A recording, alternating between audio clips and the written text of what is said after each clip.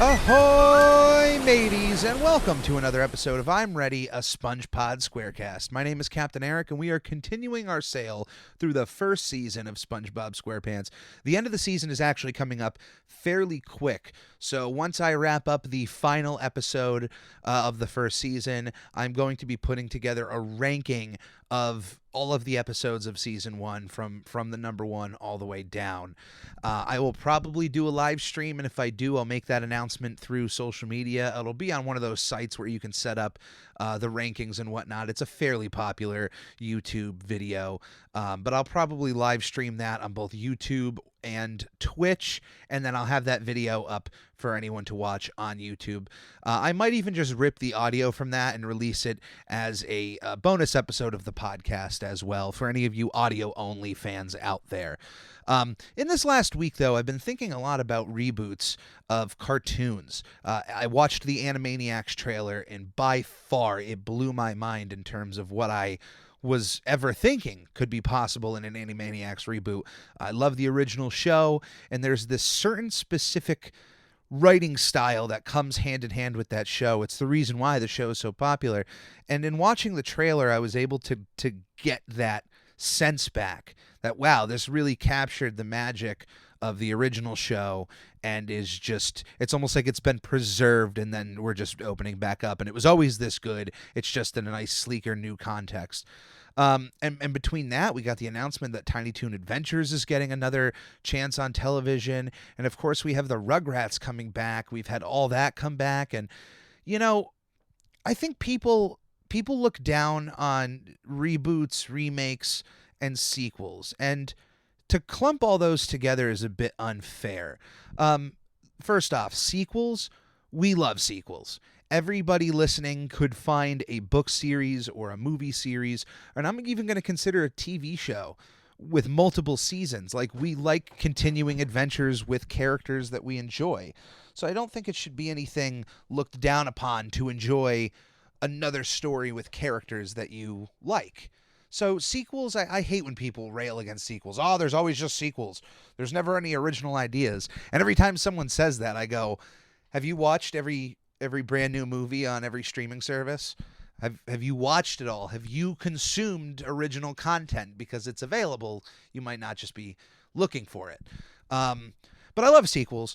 Reboots can be really fun. Sometimes something that had a life once can be reborn again. And in some cases, look, we can't rail against every single reboot because then we'd be up against reboots that have been super successful. Look at the DuckTales show on Disney XD. As an older fan of those old Disney afternoon shows, it is unbelievable in its writing style, its story, the way they were able to craft a world that contained Darkwing Duck and Tailspin and Chip and Dale Rescue Rangers, and everything they've done with Darkwing Duck has been amazing. So why would I complain about reboots? Here's a perfect example. DuckTales is a classic show. Don't touch that. No. Don't try to recreate it. You just try to make something new out of an existing property. You know, you don't try to one-to-one retell the same stories you did 30 years ago. You try something fresh, and I think that's a blueprint for what other shows should follow. So now that we have Animaniacs coming out, and now Tiny Toon Adventures was announced to be coming back in some shape and form, Rugrats is coming back. These shows that we enjoyed as kids, now that I'm 30, I can re-enjoy again. I can find new enjoyment and also share that enjoyment with an entire new generation of fans. And the original stuff is always there. I love this idea that because something new is out, you know, and I didn't get into remakes yet because there are some remakes that are absolutely bad, but there's some remakes out there that are good, that make up for the original, you know, things that were missed. But let's say, for an example, one of the remakes I dislike the most, and it is the 2010 Nightmare on Elm Street remake. I love Jackie Earle Haley as Freddy Krueger, but man, every part of that movie is terrible. They one-to-one took almost every high key moment from the first movie and just redid it in worse CGI. And for those not horror movie buffs out there, one of the biggest things that annoyed me was that they took a very simple and cheap shot of one of the characters sleeping in bed, and Freddy Krueger looks like in the wall right above them. He's like coming through the wall. And it was literally just a sheet of latex that was stretched so that you could see the person in it. And they did that whole shot in CGI in the remake, which definitely cost more money than a sheet of latex. So when a remake like that comes out and is just so bad, guess what? Even though it's bad, the original is still there. And I will say that for any remake. You don't like the Lion King remake from Disney? Well, guess what? The 94 one is available on Blu-ray. Oh, you didn't like Aladdin either? Well, the 93 one is available on Blu-ray. Beauty and the Beast. Hey, guess what? The original, so on and so forth. If an original movie is so good that it's eventually being remade, if it was good, it'll still stand the test of time, no matter how many times they remake it or reboot it. But I'm on the fence. I'm not on the fence. I'm on the fence on some remakes. I am firmly in the end where I would give a reboot a shot because I'm 30 years old and I'm with DuckTales specifically. I'm like blown away by the ideas they've been able to pull off there. So let me know your thoughts. I would love to keep this conversation going. And I know that isn't exactly SpongeBob related. I've gotten some messages about that. We're like, you talk about some things that aren't SpongeBob related. Well, look, hey, I got to get this steam off somewhere. So sometimes I just want to talk to you about the things I'm into. But we're all here because of one. I was going to say a circle, but we're all here because of a square, a sponge. But anyway, on this week's episode, I am talking with Chad, who is an animator with the SpongeBob SquarePants Movie Rehydrated collab. It was wonderful talking with him. We had a great conversation. We had a great time watching the episode today. So I hope you enjoyed the conversation too as well. There's going to be a one less ad every week. I'm trying to work with Anchor to see, different ads that I can have from them instead of the same stock one I've had all season, because I want to make sure every season of my show going along with SpongeBob feels a little bit different with each one moving forward. So once again, if you are a listener of this show and you would like to see other ideas implemented, or one of the so far today could be the day, but Blake, or also known online as Chad, thank you for joining the show today. Was that a dog trying to interrupt the show? That was. Oh my goodness. My dog goodness. does not like cats. Your dog also apparently doesn't like podcasts. No, she does not. What's your dog's name? Right.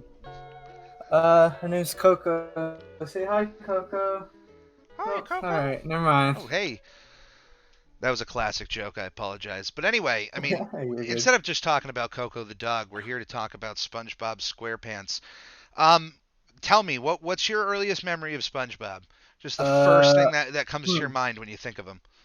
First thing that comes to mind when I think of probably 15 years ago today, I had a SpongeBob-themed birthday cake. Really? Yeah. Was it ones where the whole cake was shaped, it was meant to look like SpongeBob, or was it one of the ones that has like a little scene on it with toys? So it was supposed to look like SpongeBob. My mom made it, and yeah. Oh, that's even more adorable that it's homemade instead of bought from a store. I once, I don't know if I ever brought this up on the podcast, but there was a Thanksgiving about 3 years ago where I had this idea to make, I came across an ad on Facebook for macaroni bundt cake from some company. I completely forgot what the company was. But I was looking at it, I'm like, you know what? Now I want to make macaroni bundt cake for Thanksgiving. Now, like, bundt cake needs to be made in a specific pan, but while I was at the store, they happened to have a SpongeBob cake pan. Oh. So I was like, oh cool. Man, I'm going to make macaroni bundt cake in a SpongeBob mold. It did not turn out well in both taste and execution. It was terrible. This is why I don't cook. And yeah, anytime I make something for Thanksgiving, it's the least touched item on the table. So there's Now the that. question is, do you still have that pan? I do still have that Oh pan, my and god. even worse, I have since expanded on my cutlery, my kitchen utensils of SpongeBob. During the pandemic, I got bored one night and I purchased a slow cooker from Box Lunch because every It's all SpongeBob thing, right? it's a The eyes, sponge. the knob. Yeah, To... yeah, the whole thing. I've seen it for like a year, and it's just one of those ridiculous items that I'm like, I should own that because it shouldn't exist. Uh, and I get that. I got bored one night and I bought it, and then somebody on Facebook Marketplace recently had the um, crust. This is the last item, and I can't say forever, but for now, somebody posted up a butter tray that is the Krusty Krab. So it's like the Krusty Krab is the cover, and then oh, the oh, the that's cool. the sign actually pulls out and is a butter knife. Oh, It was it still had the original box, was used never. Like somebody gifted this to this family. They maybe opened it once to look at it and put it on there for like $10, and I said deal. Like I'll drive and grab that. So stupid, but it was only $10. So that's probably something I would do. Stupid novelty idols like that, or stupid novelty items like that. yeah, you gotta have fun with these That's mundane stuff. Like, it's yeah, for still a real. slow cooker. Who cares if SpongeBob's face is on the side? I may not ever use it, but that's a nice thing to have. Absolutely. So you started out very early on with a SpongeBob birthday cake. I don't want to assume he's your favorite show, but if he is your favorite cartoon, favorite show, has he been that the entire time? Uh, You're not going to offend me it's by safe. saying It's no. I know, but it's just safe to assume so because everyone's kind of grown up with SpongeBob. Yeah, yeah. I mean, I'm sure you've had shows you're more into at a certain time than SpongeBob.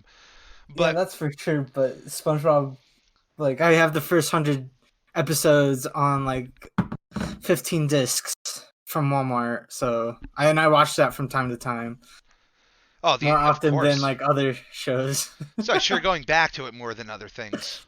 Yeah. Well, I mean, being such a fan is you are a scene contributor with the SpongeBob SquarePants movie Rehydrated. Um, I don't.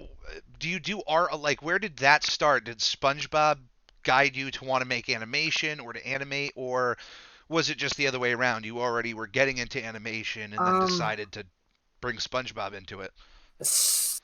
The collab kind of somewhat was a step forward for me to that wanted to do animation. I always had the idea of like doing artsy fartsy type of stuff before then, but animation kind of uh yeah, it's kind of more started when I joined the collab. Is this the first collab you've ever done? Yeah. Oh, great. Did you? So this was getting you into more into animation. So were you at least before the collab slightly kind of dabbling in it? Yeah, like with the DS, like with the Flipnote Studio. Like, when you were a kid, you'd always like do that stuff or just sticky notes. Oh, of course. I mean, who hasn't doodled on sticky notes? Although, because of Ed, Ed and Eddie, I can't just doodle on sticky notes. I have to actually write sticky note on it and leave it in people's houses. just, not even to tell other people to make them laugh, just to do it because it's in my DNA now to do something that's stupid. What can I say? That's Um, brilliant. Now I how need to start doing that. how long have you been a part of the collab now? I want to say back in early March. Oh, okay. Kind So of when it was picking up, yeah, so you started I'm pretty on much the right around the line I earliest. was. Yeah. Did you learn about it because of the Valiskibum video on YouTube? No, I learned about it because that was before the Battle for Bikini Bottom game was gonna be remade, and I just saw SpongeBob movie Rehydrated. I'm like, they're already making a game for that. Oh, and then you found out it was a Uh, collab and joined. yeah, I found out it was a collab and joined. I'm like, I'm not gonna let this opportunity pass. I don't know anything about anything right now, but if I could get in there, that'd be freaking awesome. Have you enjoyed the process thus far, like everything you've done? Everything I've done so far, it's been really good. I haven't been really active in it lately because of work, but Well, yeah. Hey, look, no yeah. one on this project's getting paid. It's definitely all about the passion, and sometimes life gets in the way, unfortunately. Yeah. Well, no. What the thing was is that when I first joined, I was so active. I was the number two person to be active on the server. Like I was in it. I was helping everybody. I was kind of doing. I was admin at one point, but then stepped down because of life. Well, hey, look, life and work and responsibilities and Yeah, family, it just gets in the way of everything. But it still sounds like your heart and passion is still very much in it. So I'm sure if it is somebody did need help, they would be able to reach out to you and maybe get a little bit of help there. a little bit. Yeah. No, I'm definitely open up for that. Has this whole experience, now this being your first collab, I mean, does this make you want to join other collabs when you're done, or have you already joined other collabs? It Um, it makes me want to join other collabs when it's over because I'm still yet to I still yet to figure out like what to do for animation because like for okay, so for my scene I used a free trial of Clip Studio and it only gave me like 8 frames to work with. So as I a had as a to free trial, only 8? as a free trial. I think it was I could be wrong, 8 or 24, I can't remember. It was all slow on my laptop. But yeah, and then I had to do whatever I finished with that, put it on another application and like delete everything and just redo it on those same 24 frames and it was freaking tough. Hey, you've done more animation than I have, so, and I'm super impressed by that stuff. So, I'm sure even through the hardships and the Yeah, speed bumps, it's worth going through. it definitely is.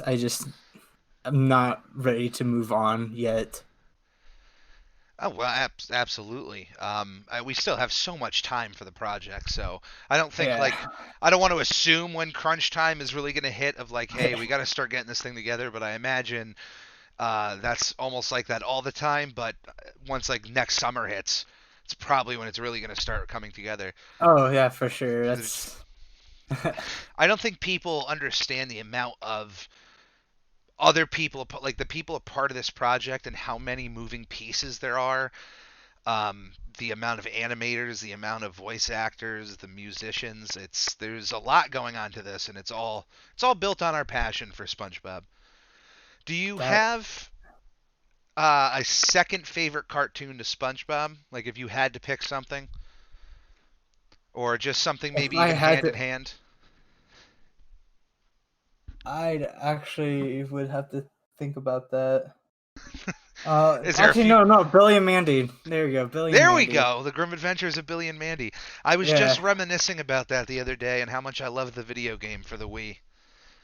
I never played the video game, but like looking back at clips, I'm thinking, what the heck was this show? Yeah, Like, yeah, it's super crazy. And I was a part of the generation that helped bring that show to television because we voted for it on the Big Pick. It was the like very first oh time. Have you ever heard about that? no, I'm not. I'm not old enough to Oh, probably know what that. so what Cartoon Network did in like 1999 or 2000 Oh yeah, for sure. was they took a bunch of shorts of different cartoons. There was like 9 of them, and they had this one weekend where they would air all 9 like during many times throughout the day instead of their other cartoons. And during the whole weekend, kids could, there was not really internet. There was, but it But wasn't as like prominent call as it is in now. and Yeah, it was vote. call in and vote on Yeah. your favorite show. And I was actually one of a few winners to win a TV and DVD player from that whole Ah, thing that they gave away. That was a whole crazy endeavor. I remember freaking out to my father, and he didn't believe me for like 5 minutes while the operator was being so patient, waiting like for my dad to get on the phone. But Billy and Mandy won the very first year, and it was voted, and then like 8 months later, it actually debuted as a full series, which is just really That's crazy. pretty sweet. I wish these shows would these channels would do things more like that. Um, Kind of like Channel Disney and all that. yeah, I yeah. remember, I remember Disney doing that. Letting I especially with internet, they could put clips. They could put the yeah. stuff on YouTube and gauge reaction there. They could put clips on in Instagram, on Facebook, and gauge these reactions from people. If they did that once a year, I think it would be a great idea. Pick like That, 5 submissions and just run with them. that'd be really fun. Now giveaways are kind of hard to come by now. Do you ever now being into animation? Do you ever think about your own kind of show? Do you ever do things like that? Uh, what do you mean?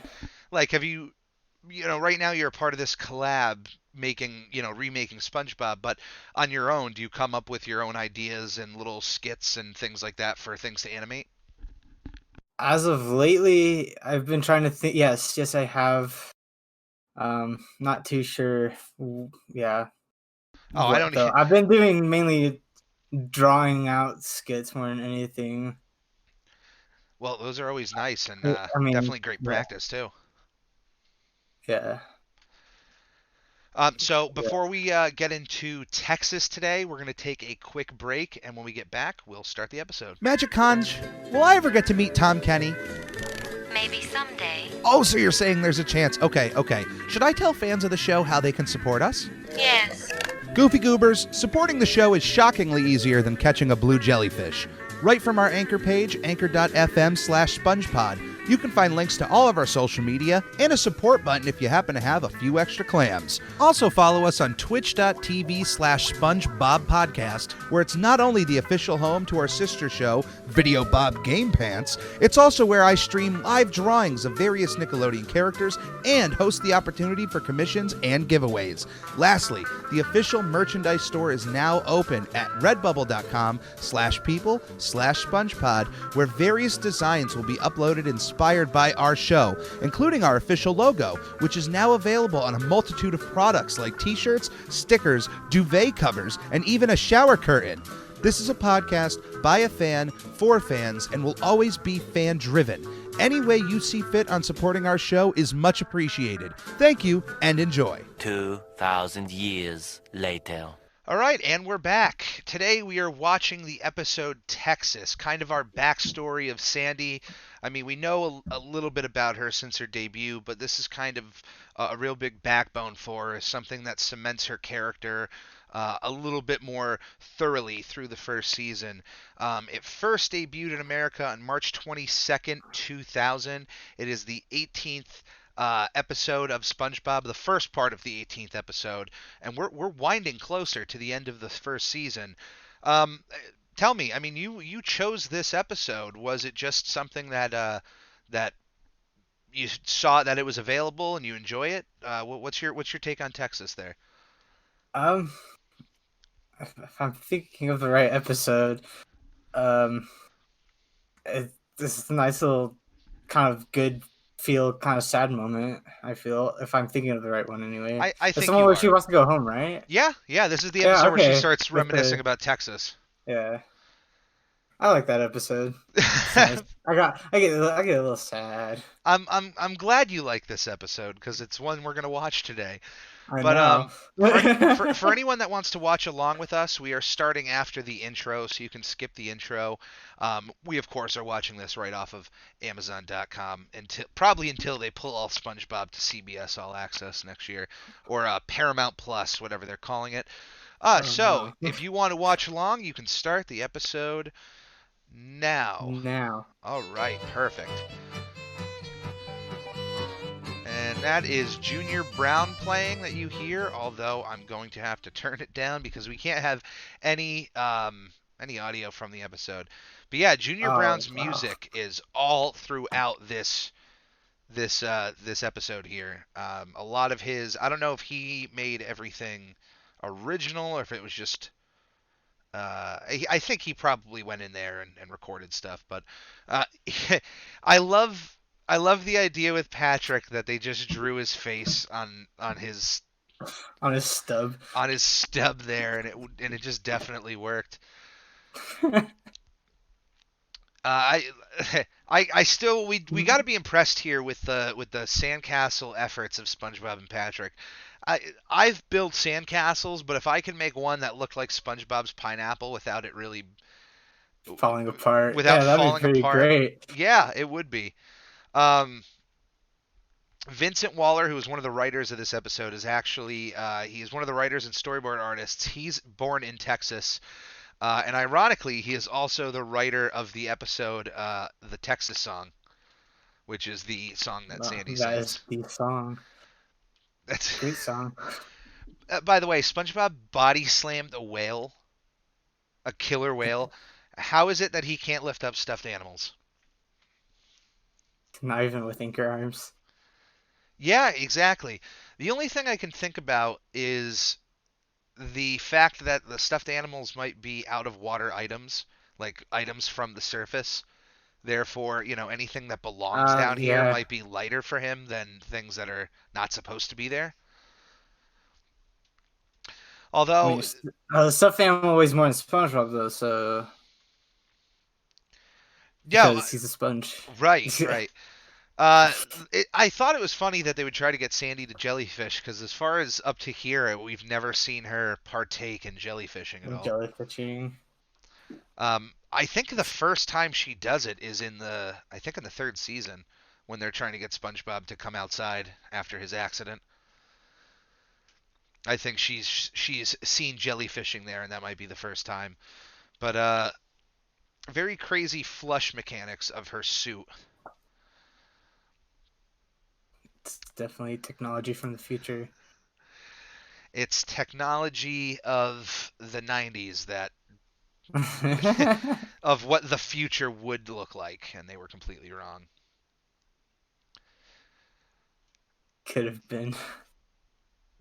I really kind of bothered by the fact that SpongeBob and Patrick didn't catch on to the Texas bit earlier. Um, I know Patrick is dumb, but I figured SpongeBob would easily understand with her. She telling him openly, like, this is where I'm from, and almost making it obvious that she's just sad. And here we have a little bit of Sandy Cheeks, which we're just going to have to enjoy.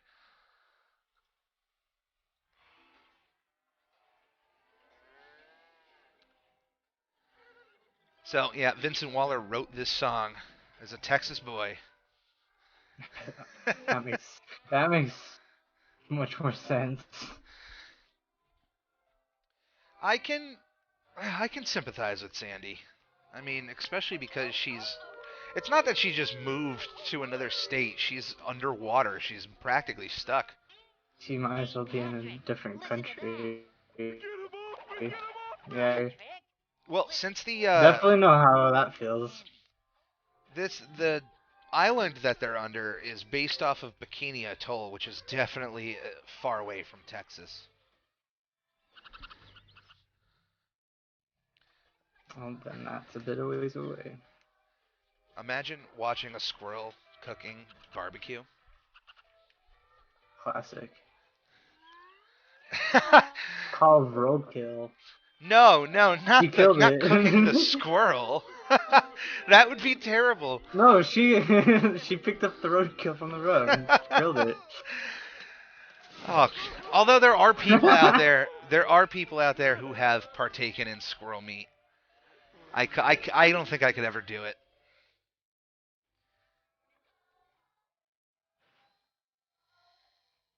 And that voice He is thought about eating that Junior. burger. That is Junior Brown right there. So, yeah, that was the Texas song. Certainly one of the better songs of the first season. There isn't many songs, but that one, just for its character development and its just kind of somber moment, really stands out Yeah. above the rest. And I think it gets overlooked as a SpongeBob song too. I think so many other songs have come out and kind of overshadowed that one. So good song nonetheless. That's so really. I feel like that's because I get that song in my head once in a while too, amongst other songs. Yeah, that was one of the songs I would listen to during the first season. They released a CD of just like the 7 songs from SpongeBob. I think maybe midway through the second season, and that was on there. Ripped Pants, the Shoes Untied song, and it just always stood out as such a different beat because it was like a slow country song. That's fair. But still, I enjoy it. I don't know about everyone else. I would like to understand. I wish I could talk to Steven Hillenburg and learn a little bit more about Sandy's origins. I know that in later seasons they've tried to kind of explain why she was, living under the sea and why she's in her dome. I don't really take those as, I mean, you have to take those as canon since it's on the show, but my mind still being in these first few seasons are like, no, she's not down there because monkeys sent her down for science experiments. I forgot about that episode. Yeah. So I would like to know, like, how did she get down there and his original idea, and why is she there? And we'll never know. Yeah, we won't ever know. And of course, here we have all of the classic Texas is dumb moments and memes. Which cheese in a can pie. Giant barbecues. I've always wanted to. That was one of the things in high school when I was taking art classes. I was waiting for a moment to be able to make that. And unfortunately, I was never a part of any paper mache class where I could make a giant barbecue.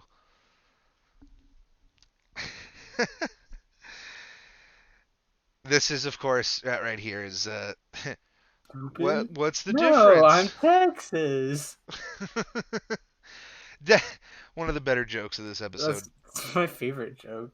That's a good joke throughout the whole show. I love that, and trying to do something nice for Sandy, and SpongeBob and Patrick are willing to go so off the rails with insults. Yeah. Just to be like, we gave you something nice. Like, if you tried that on a friend, it would not end well. No, it wouldn't. I That's think waters I would not ever tread. Yeah, I can only imagine that even the most level-headed person would still be like, okay, this was nice, but you spent the day insulting me. But of course, both of them get a bit of their comeuppings here. But they shouldn't have messed with Sandy in the first place, who is by far the scariest person to mess with in Bikini Bottom. She's the top 10 strongest anime GFs. So in this episode, I forgot to mention, we find out that Jellyfish Fields is right next to Goo Lagoon, apparently. At least as far as the walk is concerned for Sandy.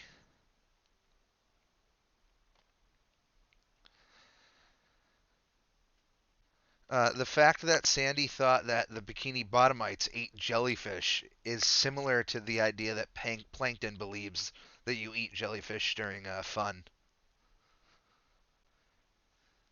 When he asks, when they're jellyfishing, and SpongeBob, says, "Oh, we catch him," and then Plankton's like, "And then we eat him." Oh yeah.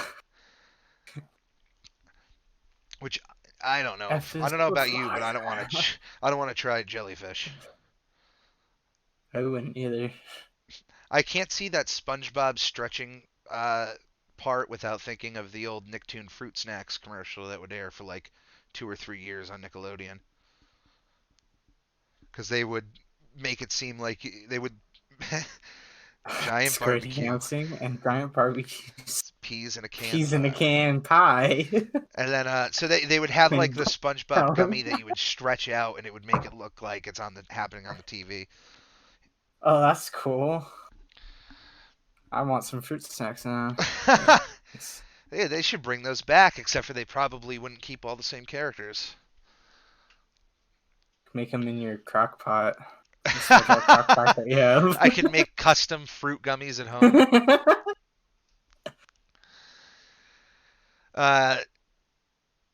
Despite his weak muscular system that is exposed in several episodes, SpongeBob is able to tear off the entire front half of the Krusty Krab with only his finger. And he could body slam a He whale. can body slam a whale up and over But his head. yeah, has a hard time trying to lift stuffed animals and with anchor arms. I really, even this ending is just so nice on every level. All the characters coming together for Sandy, even ones that just seemingly are in the background that were willing to help out. And that was Texas. Certainly one of just the nicer episodes of season 1. I don't know where it would land on my list, which is something I'm eventually going to do closer to the end of the first season. Just kind of go through and rank them. But I always enjoy it nonetheless. Every time I've seen the episode, I love the jokes, the humor. Even when SpongeBob and Patrick are purposely being mean, it's still kind of funny. The whole emotional roller coaster that Sandy goes through, and in the end realizing, that she lives in a pretty cool place and she's got some nice people around her and is willing to stay. Sandy would be a nice person to be friends with. Yeah, I mean, I would be That's better for to be on her sure. good side than to be on her bad side. You saw what she was capable of. So thank you for being on the show today. I know that Hello? hello? Oh, that was not supposed to happen. All right, hold on. I was filming I kept recording. I only wanted to end the stream, not end the whole call. But anyway, Yeah. I can't thank you enough for signing up for the episode. It was such a sweetheart thing to do for you to sign up, be on this episode, pick Texas. Thank you so much. Yeah.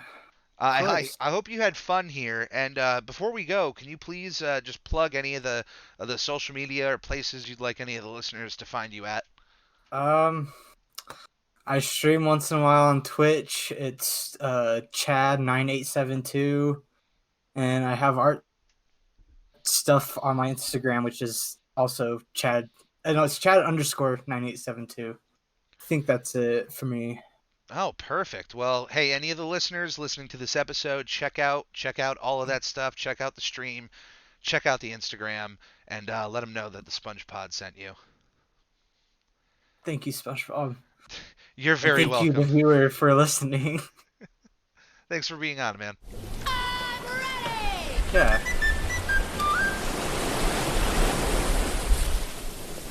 Magic Conj, will I ever get to meet Tom Kenny? Maybe someday. Oh, so you're saying there's a chance. Okay. Should I tell fans of the show how they can support us? Yes. Goofy Goobers, supporting the show is shockingly easier than catching a blue jellyfish. Right from our anchor page, anchor.fm/SpongePod, you can find links to all of our social media and a support button if you happen to have a few extra clams. Also follow us on twitch.tv/SpongeBobPodcast, where it's not only the official home to our sister show, Video Bob Game Pants, it's also where I stream live drawings of various Nickelodeon characters and host the opportunity for commissions and giveaways. Lastly, the official merchandise store is now open at redbubble.com/people/SpongePod, where various designs will be uploaded inspired by our show, including our official logo, which is now available on a multitude of products like t-shirts, stickers, duvet covers, and even a shower curtain. This is a podcast by a fan, for fans, and will always be fan-driven. Any way you see fit on supporting our show is much appreciated. Thank you, and enjoy.